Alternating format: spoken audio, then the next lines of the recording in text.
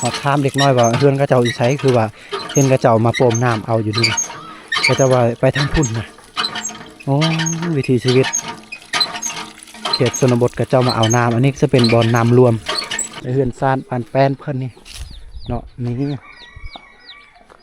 คือว่าแหละผู้ที่มีและผู้ที่บ่มีผู้ที่ทุกข์ยากตาเลยแต่เนาะเฮาต้องว่าภาษาบ้านเพิ่นแน่ภาษาเฮาแน่เฮาว่าอันน่ะกลับมาแต่เฮ็ดชวนแล้วบ่หรือว่าเฮ็ดหยังแล้วช่วงนี้เพิ่นว่าแม่นแหละโอ้เพิ่นนอนอยู่เอ้าบ่อยากรบกวนเวลาเพิ่นนะเฮาต้องใส่เสียงเบาๆตัวนี้ก็เจ้าได้ฟังเอาเลยเด้เสานี่แต่ว่าเฮือนหลังนี้ก็เจ้ามุ่งด้วยหญ้าสบายดีทุกคนสบายดี FC ตอนนี้ผมอยู่เมืองตะโอยนะออกต่างถิ่นแน่จักหน่อยเฮาเคยเห็นแต่เมืองสมวยเนาะแขวงสารวันอันนี้เมืองตะโอยก็ขึ้นกับเมืองแขวงสารวันคือกันได้เฮามาเบิ่งวิถีชีวิตเขตนี้จะเป็นชนเผ่าตะโอยนะภาษาตะโอยแต่ว่ามันเจอเนาะเจอจะดูง่ายอ๋อภาษาตะโอยทางนี้การปากกันเว้าอย่าคล้ายคือภาษาปะโกะหรือว่าภาษากระโดก็เข้าใจกันน้อยนึงอยู่คือกันอยู่นะเวลาเฮาปากเว้าหรือว่าเฮาสื่อสารอีหยังก็คือกันได้ทุกคนในเขตชนบทหรือหมู่บ้านนี้ขึ้นกับบ้านประจูเนาะบ้านประจูก็อีกบ้านหนึ่งที่บ้านใหญ่แล้วก็มีหลายคุมหลายจุดได้ก็สิหลายครอบครัวนะแต่บ่ฮู้ว่าภาษาตามภาษาบ้านเพิ่นก็สิเอิ้นบ้านอีหยังเนาะบ้านแปลว่าแว่นภาษาบ้านเพิ่นนะโอ้กองตารางก็สิมีน้องแพะหรือว่าน้องแบะเนาะนี่ก็เจ้าเห็ดสวน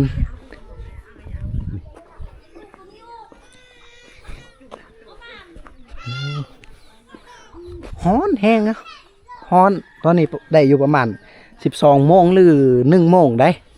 อากาศหรือว่าบรรยากาศฮ้อนแห้งทุกคนบางคนก็มาแต่สวนแหละมาแต่เห็ดสวนมันต้นเนาะเฮือนเก่าแก่เฮือนดั้งเดิมเฮือนยะยอพ่อแม่เพิ่นเลยมาบ่อนวยเยี่ยมบ่น้ำบ่เลยกันนะได้เยอะเลยนี่มาเป็นช่วยยังนี่สบายดียังนี่สบายดีภาษาบ้านเพิ่นกับเป็นส่วนคือกันได้สบายดีได้ทุกคนได้อันนี้เฮาต้องเฮียนฮู้เนาะไอหมอเลยบ่เนี่ยปุตตะส่วนเนี่ยปุตตะรอโจ้ยตาเลยแต่เนาะเฮาต้องว่าภาษาบ้านเพิ่นแน่ภาษาเฮาแน่เฮาว่าอันน่ะกลับมาแต่เฮ็ดชวนแล้วบ่หรือว่าเฮ็ดหยังแล้วช่วงนี้เพิ่นว่าแม่นแหละอันนี้จะเป็นประจูไม้บ่ประจูไตประจูไม้นะประจูไม้นี่ก็เจ้าเวลาการปากเว้านี่เขาใช้ภาษาหยังมาโหยกลางให้จบอันน่ะบ้านเฮานี่เป็นภาษาเขาใช้ภาษาอีหยังอยู่บ้านเฮานี่ใช้ภาษาโดยภาษาอีหยังก็จะว่าภาษาชนเผ่าอีหยังภาษาแปะบ่ภาษาบ้านชนเผ่าอีหยังอยู่บ้านเฮานี่ชนเผ่าตะโอ้ยบ่หรือว่าชนเผ่าปะโกชนเผ่าตะโอ้ยตะโอ้ยกินข้าวได้ชนเผ่าตะโอ้ยเพาะจิจ้าบ่ว่ากินข้าวอย่าคล้ายคือภาษากะโดภาษาปะโกเนาะมันขึ้นกับเมืองตะโอยแม่นวะแม่นแหละทุกคน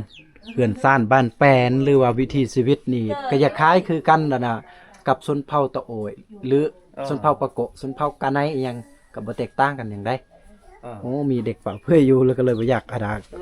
ไว้กล่องมาทางทีทุกคนเลยไงเรียนกว่าไงเรียนตะโอ้โหน้าโหยกลางบ่กอกเดี๋ยวลูกหลานคิดว่าสิเลาะก่อนออมหอกนะได้บ่ได้เดี๋ยวเลยกลับมาอีกนะเด็กน้อยบ่ใส่โซ่บ้านโดยก็เจ้าใส่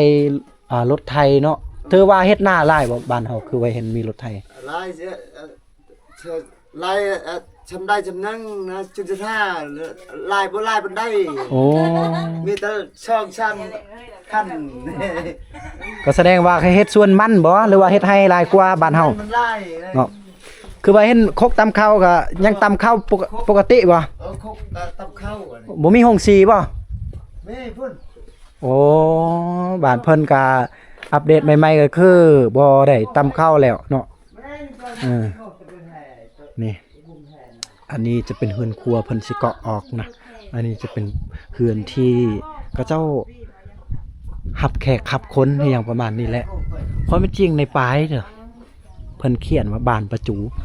แต่ว่าเพิ่นว่าบ้านประจูอีหยังก็บ้านประจูใต้บ่เมื่อกี้นี่ตามภาษาบ้านเพิ่นนะ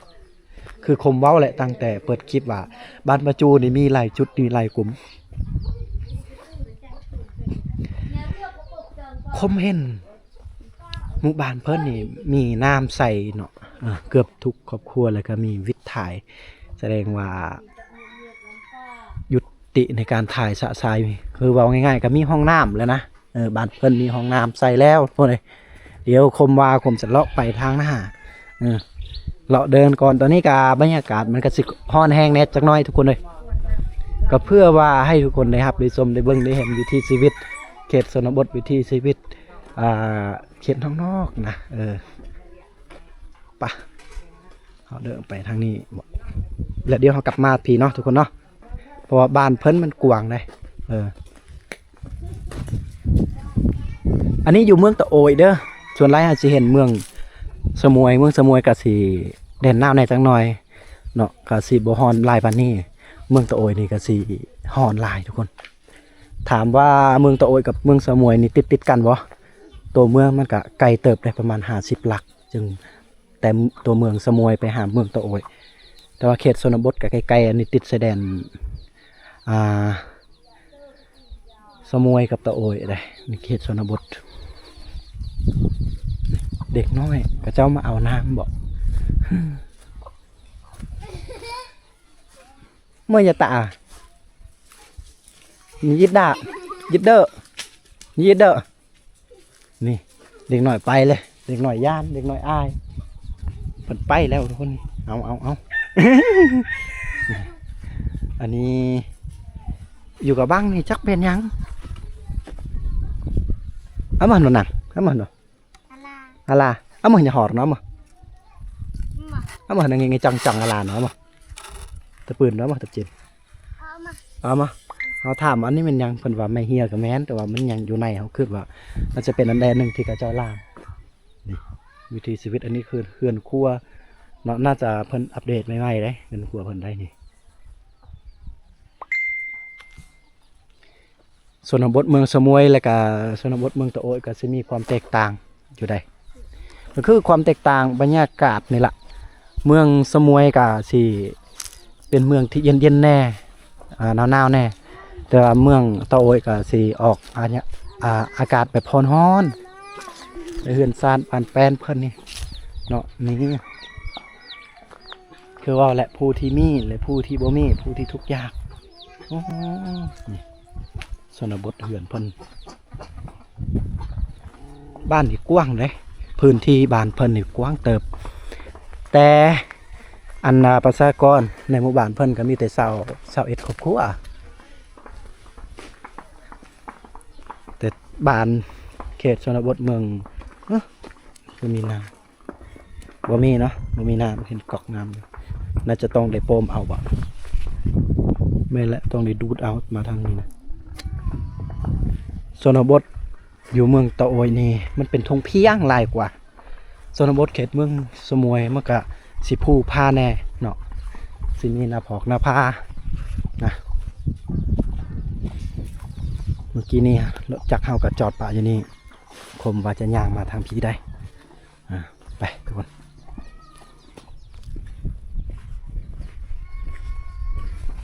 เราสังเกตได้ชนบทเขตเมืองตะโอยนี้หญ้านี่โอ้ยแห้งแล้งหมดเลยเนาะแห้งไปหมดเลยถ้าเอาไฟมาจูดมาต่อยนี่ไฟไหม้เลยได้นี่บอกรวมแล้วก็คืออากาศทางนี้มันก็สีอากาศร้อนหลายกว่าสมุยแต่เฮือนสร้างบ้านแปลนกับปกติเนาะขายคือกันเปิดเมื่อตะโลอ๋อไอใส่จะอ๋อโอ้ยน้องมาโอเคเอามาเลยโอเคจอยอยู่ป้อลูกมาเพิ่นบังงามทุกคนเลยอ๋อสิหาซื้อวะเล่นยาเตะแกจอยหยา อ่าตะแผงแท้ทุกคนเลยเขาถามเพิ่นว่าบุค่ายว่าลูกมานี่ถ้าเพิ่นขายนี่สิซื้อได้ จอดได้กันอ่ะ แต่เพิ่นบ่ขาย เจ้าสิ โอ้มันห่วงลูกมันได้เนาะนี่เบ้ยให้แม่เบ้ยแก้วเบ้ยจิ๊ดจิ๊ดจิ๊ดจิ๊ดจิ๊ดจิ๊ดอ่ะมันเนาะเพิ่นหาจอหยามอ่ะ อันเนาะ อันเนาะ เอาดูแค่ตาม เขาถามว่าซื้อในได้ลูกมาเพิ่นนี่มาเพิ่นตัวนี้เพิ่นบ่ฮู้บ่มีซื้อโอ้ เจ้ามาสิ เพิ่นบ่ให้จับไอ้นี่มื้อนี้มาตัวนี้มันห่วงลูกเอ้าบ่จับแล้ว ได้ไปอัน เต้แกอัน เตะไปแบบบ่แม่นนะนี่น้อยอีกอันเลยโอ้เอาแกเอาเลยเอาไม้เลยเอาไม้ไปว่าเอามามหรือประมาณนี้นะไปว่างามเลยแจ๊ดอุ้ยเจ้าอุ้ยย่าเนาะโอ้นี่ผมบอกได้ว่าเพื่อนหรือว่าครอบครัวเพิ่นเป็นคนขยันคนดุแต่ละหาบผลทุกคนบ่ธรรมดาเนาะบักนี้ใหญ่เพิ่นหาบเอาแบกเอากับว่ากันนี่โยเต็มเลยเพิ่นกล่องป้านี่อันนี้คือฟืนเพิ่นหามาได้เฮ็ดอันนี้บอนสร้างเก็บฟืนเก็บไฟว่าซั่นว้าโตเยอะเนี่ยตาเยอะ ตาอะไรย่อย่อ เอาจ้ะมาถามว่าทางให้เรียบร้อยบ่ล่ะเขาว่ายังบ่ทันแล้วนี่เนาะป้าสิเลาะไปทางนี้ซะบ่ดีบรรยากาศมันก็ร้อนแน่จักหน่อยเอาไปมาเพิ่นจริงๆคมก็มักที่สุดเลยเรื่องสัตว์แบบเลี้ยงหมาเนาะแต่บ่ฮู้ว่าทุกคนได้รับได้ชมได้เบิ่งได้เห็นใน FC แต่ละทีแต่ละบอนนี่บ่มักบ่หรือว่าเป็นอะไรบ่แต่คมนี่โอ้โหถ้าว่าเป็นสัตว์ประเภทน้องมานี่คมแพงที่สุดเลยอันที่หนึ่งคือม้าที่คมแพงที่สองคือน้องแมวบางคนนี่บ่มักสัตว์เอาบางคนก็มักคือกัน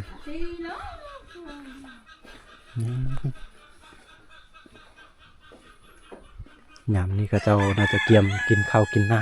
ำนะสุดยอด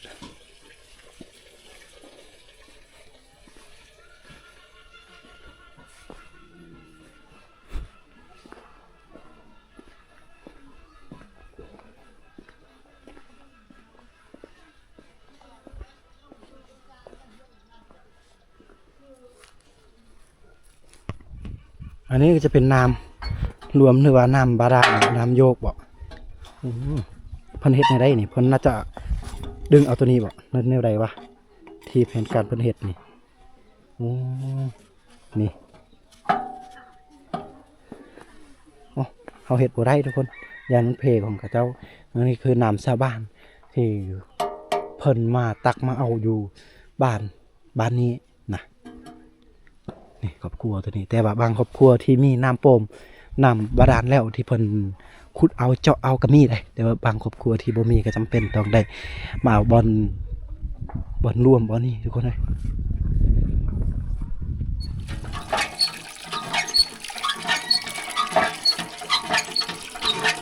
ตัวมาทางดุงหญ้าน่ะแล้วตัวมาดุงนี่หญ้า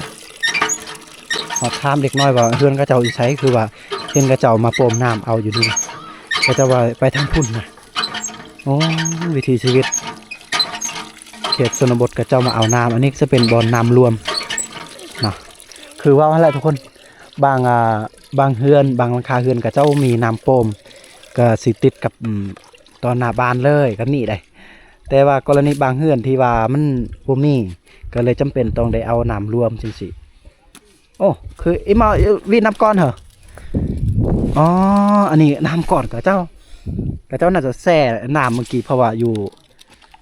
นี่มันอากาศร้อนเนาะเด็กน้อยกับเจ้าแช่น้ำก่อนแล้วก็ตักเพิ่มเนาะเพื่อเอาไปให้พ่อหรือว่าให้แม่กินได้เยอะโจ้นะหมูลาดชาวบ้านเพิ่นเลี้ยงตัวบักใหญ่ตุยเลยทุกคนโอ้หาบ่กล้าไปใกล้มันนี่ได้100 กว่าโลพุ่นแหละป๊าดตกเลี้ยงแบบธรรมชาติตุยขนาดเลยมาเลยกันนาเยี่ยมเลย ได้ยินเด็กน้อยให้อยู่ไหนพุ่นอ้าวเมื่อได้ยินเสียงมาคมหรือเพิ่นหยุดแน่เอามาแอมไม่เงียบมันเนาะแม่ไม่เงียบนางนี่เด็กน้อยให้เนาะได้แม่เยียดได้แอมไหมอะนี่อยู่ไหนพุ่นเด็กน้อยเพิ่นให้น้องเพิ่นให้พ่อแม่ไปเวียกไปให้ไปหน้าไปส่วนแล้วตอนนี้เขาเจ้าบ่ได้อยู่เฮือนเขาเจ้าพักพรบ่เด็กน้อยนี่เขาเจ้าเอาลูกเอาหล้านซอยพ่อซอยแม่เขาเลยคือตอนนี้นี่เขาเจ้าไปให้ไปส่วนหมดแล้วเนาะยังแต่เด็กน้อยเขาเจ้าเฝ้าเฮือนหมู่บ้านเพิ่นนี่อาชีพหลักของเขาก็คือเฮ็ดให้เฮ็ดหน้าอะไรหรือว่าเฮ็ดสวนเฮ็ดสวนบ่แม่นเฮ็ดให้เป็นหลักเพราะว่าส่วนมากที่คมเห็นนี่แม่นสวนมันต้นเขตเมืองตะโอยนี่ก็เจ้าปลูกก็เจ้าเฮ็ดสวนมันหลายเนาะอันนี้เต็มเลยแต่ว่าพ่อแม่ก็เจ้าน่าจะไปสวนพุ่นแหละทุกคนเนาะโ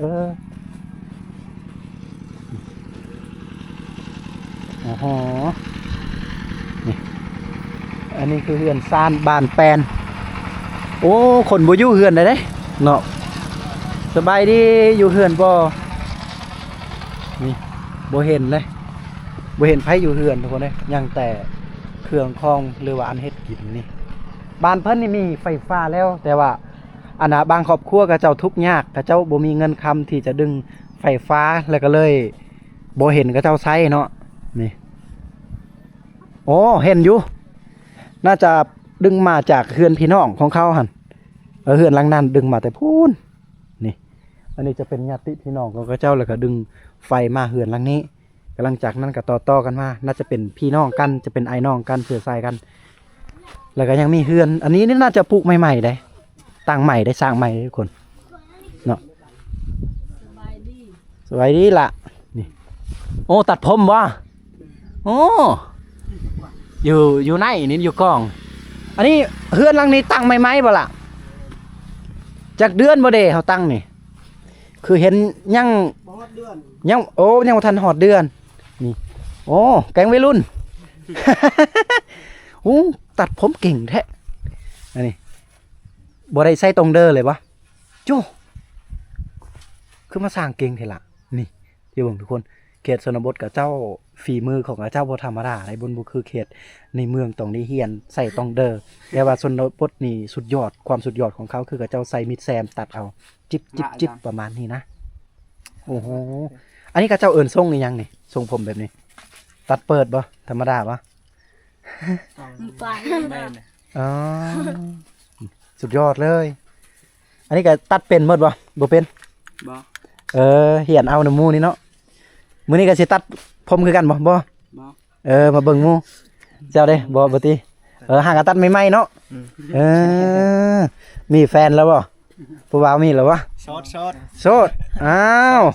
ผู้สาวทางใดทางเลออยู่เมืองใดบ้านใดนี่ออกมาเสนอตัวอยู่นี่คือผู้บ่าวโสดเด้อนี่หมู่บ้านนี่ยังเฮาก็ได้หมู่บ้านประจูโอ้ผู้บ่าวอยู่บ้านประจูเด้อนี่น่ะเอาเพิ่นฝากโสดพร้อมเอาอันนี้ยังตั้งไว้ไหมก็แต่ว่าเซาเฮือนก็เจ้าได้ฟังเอาได้ก็เจ้าบ่คือบางบอนนี่ก็เจ้าสิหย่องใส่เนาะก้อนหินบ่จังซี่แต่ว่านี่ก็เจ้าฝังเอาเลยนี่สุดยอดดุอยู่นี่นะทุกคนเวลาพายุเฮ็ดอีหยังกะความทนทานหรือแข็งแรงเนี่ยก็ใครแน่กว่าเฮือนหลังอื่นได้อันนี้คือความสุดยอดของเฮือนก็เจ้าของบ้านก็เจ้าสร้างตัวนี้แต่ว่าการอ้อมแอมเฮือนนี่ก็ยังแบบใส่ไม้ไผ่อย่างนะประมาณนี้แต่ว่ามุงด้วยสร้างกระสีเนาะมันกระสีห่อนแน่อันนี้อีกหลังนึงหรือว่าเพิ่นกำลังเฮ็ดใหม่ๆบ่เดี๋ยวนี้เนาะกำลังสีก่อใหม่ๆนี่ทุกคนโอ้โหเพิ่นนอนอยู่เอาบ่อยากรบกวนเวลาเพิ่นนะเอาต้องใส่เสียงเบาๆตัวนี้ก็เจ้าได้ฟังเอาเลยเด้เสานี่แต่ว่าเฮือนหลังนี้ก็เจ้ามุงด้วยหญ้าโอ้มุงหญ้าคักๆแบบเฮือนแบบทรงสไตล์ตะกี้เนาะ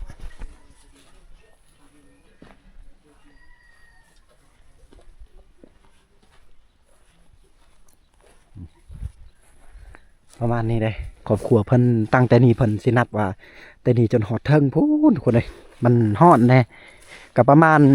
21ครอบครัวเพิ่นเว้าทางดำที่เฮาเห็นนี่ก็คมก็บ่เข้าใจเนาะแต่ว่ามันยังบ่ทันได้ฮอดเขตชนบทไปทางพูนมันมีบางบ่อนที่ว่าดินแดงแล้วก็มีดินดำแน่จักหน่อยเนาะอันนี้ก็ไปน้อยหนึงได้จะเป็นดินดำก็บ่ฮู้ว่าเป็นบริษัทอีหยังบ่สิไปข้างในคมก็บ่ฮู้ก็น่าจะมีบริษัทได้ก็เจ้าจึงเฮ็ดแบบทางดำอันนี้คือชนบทหาก็เห็นว่ามีทางดำเขตชนบทที่สุดนี่นะ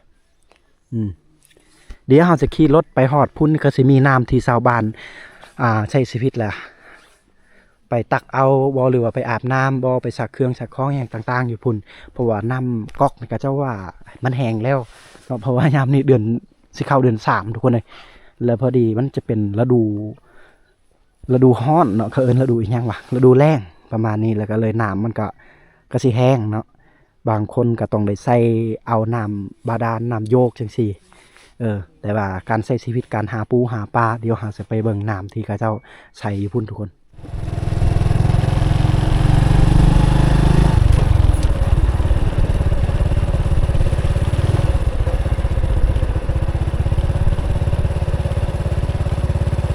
โอ้ไปยิงปลาคือว่าใส่โคมเลยกลับมาเลยได้บ่ ได้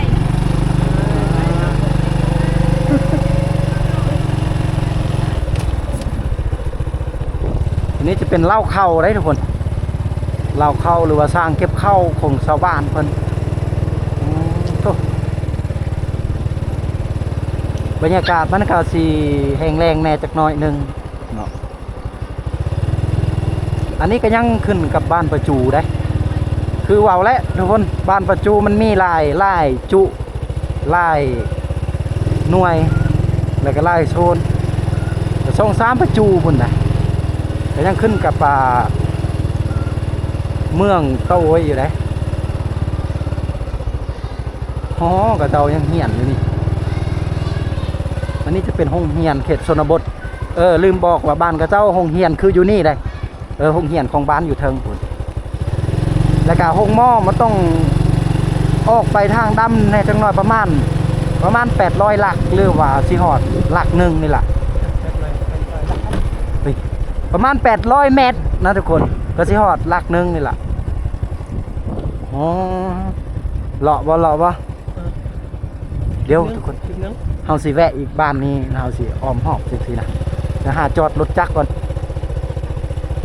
โอเคทุกคนทั้งหมดทั้งมวลที่เฮาได้เลาะในหมู่บ้านประจูคือเว้าแหละบ้านประจูมันมีหลายจุ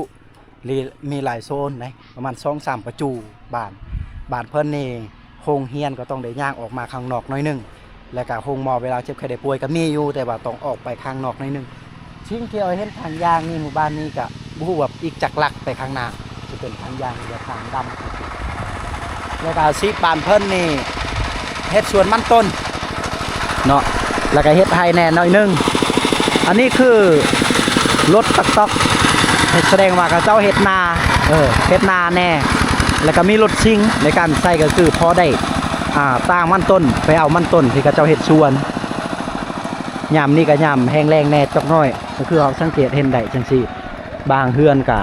น้ำก๊อกหรือว่าน้ำที่ดึงมาแต่ภูมันแห้งหมดแล้วก็ต้องได้ใส่น้ำบาดาลหรือว่าน้ำโปมเอาก็ถ้ามันยากเนี่ยก็เจ้าก็สิมาเอาอยู่น้ำนี้น้ำเซละมั่งได้เอาทุกคนที่ได้รับได้ส้มในหมู่บ้านเพิ่นประมาณ21ครอบครัวที่อยู่ทางเทิงพุ่นนะมีไฟฟ้าแล้วก็เจ้าแล้วก็มีสัญญาณอินเทอร์เน็ตสัญญาณไฟนี่มีเป็นที่เรียบร้อยทั้งหมดในหมู่บ้านเพิ่นก็นับถือผีบรรพบุรุษหรือว่าหีดของประเพณีแต่ดั้งเดิมปู่ย่าตายายเพิ่นพาเชื่อนะประมาณนี้ทุกคนขอบอกขอบใจทุกคนที่ได้รับได้เบิ่งได้ชมได้เห็นได้ชมนะขอให้ทุกคนอยู่ดีมีแรง